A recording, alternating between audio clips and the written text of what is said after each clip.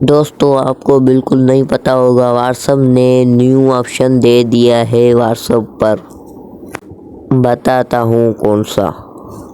پہلے what's app open کرنا ہے، پھر جانا ہے ہمیں جہاں سے ہم اسٹیٹس لگاتے ہیں وہاں پر، پھر یہاں پر کلک کرنا ہے، پھر نیچے کلک کرنا ہے۔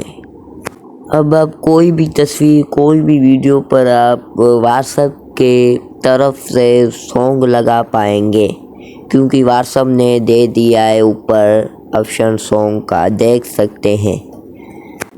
جو سانگ لگانا چاہتے ہیں سارے سانگ یہاں پر آپ کو شو ہوں گے، جو آپ کو پسند آئے لگا سکتے ہیں، بالکل فری ہے، لگا سکتے ہیں۔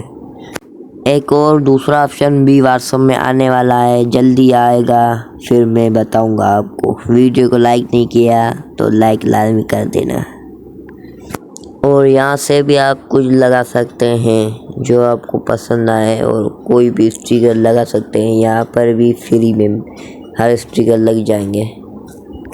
ملتا ہوں اگلی ویڈیو میں، تب تک کے لیے اللہ حافظ۔